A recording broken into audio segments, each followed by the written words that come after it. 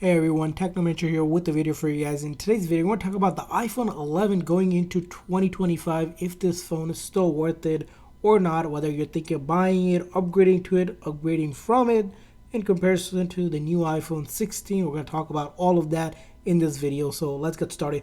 So the iPhone 11 was released back in September of 2019, so this phone is a little over 5 years now running. Now, when it was originally released, that was back in 2019, it was, of course, the best device. Now, a lot has changed over the years since iPhone 16 has come out. Now, but talking about the iPhone 11 itself, as you know here, just looking at the body, it's a 6.1-inch liquid retina display that we have with a solid aluminum and glass build. So back is a glass, this is an aluminum body. These have rounded edges compared to the modern one, which has a sleek, flat edges. This is sort of comfortable to hold compared to the flat ones, in my opinion, but again, it's up to personal preferences. In the back, you'll see here you have the two 12 megapixel camera. You'll see also the physical SIM card, which is no longer available on the US model iPhone 16, but it doesn't have the camera control like you would have. Besides that, you have the ringer and then the volume up and down. And then when it comes to the charging port here, you'll see here it has that lightning charging port compared to the new iPhone 16, which comes with your USB-C, which is a new type of charging, but it does charge pretty fast for the phone if you're using fast charging. So in terms of the phone, under the cover here, which you don't see, is the A13 Bionic chip, still fast for basic tasks, but of course it is showing age compared to the A17 chip that we're seeing on the newer device. And of course it's an older device with an older chip, but still good for social media, browsing, light gaming, but may struggle with some of the demanding apps. If you're thinking about playing heavy graphic game, this phone is probably not for you, but for the basic stuff it will get you by, from browsing as using most of your social media apps. Because it is supported on the latest device, you won't have any issues there. You can open up your favorite music streaming app, your video streaming app. You'll see it does take a moment or so because of older chip, but still when it comes to all of that, you'll see here it'll eventually run smooth here. Now, other things you mentioned, as we talked about, is the camera here. Now, I did mention it has this 212 megapixel camera. It doesn't have an upgraded 48 megapixel main camera that we see on the new iPhone 16, which is probably one of the downgrades of this phone because it is an older phone.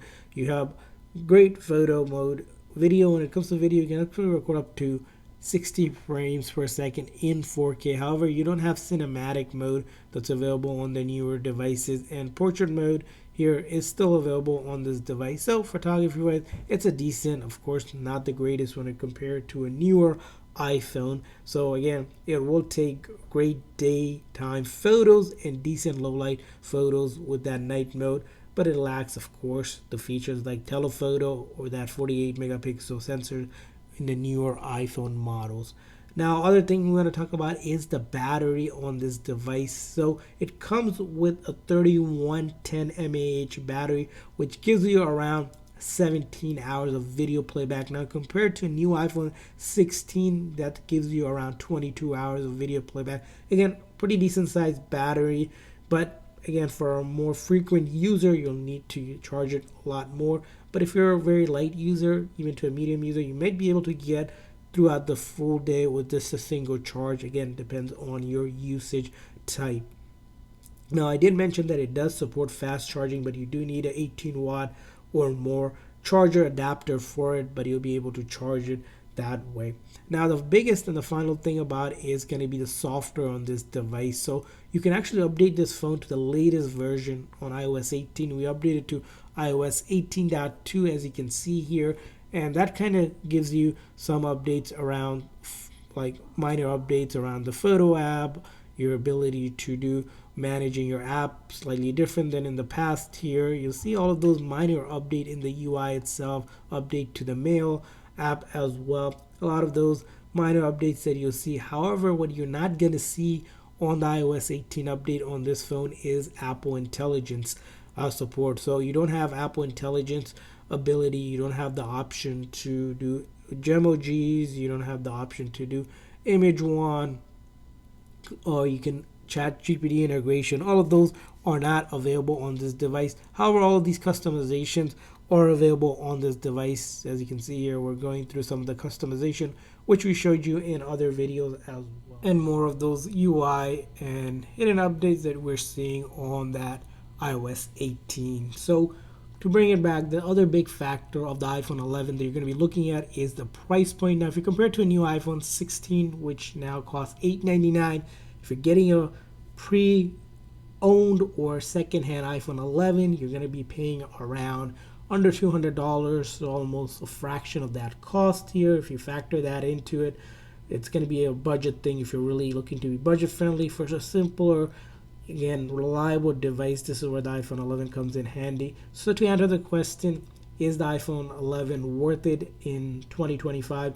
If you're on a budget and just need a reliable phone for basic tasks, it's a good option for you. The camera, battery performance are fine for everyday use, and will get you through another couple years or so with these basic updates that you're going to get. However, if you're looking for more power, better camera, faster performance, you might consider newer iPhone like the iPhone 13 or the 14, keeping price in mind. Again, the iPhone 11 is just a budget-friendly phone that will last you without all of those fancy feature upgrades like Apple Intelligence for it. So with that in mind, keep in mind that the iPhone 11, again, for just your usage, it's going to be still good.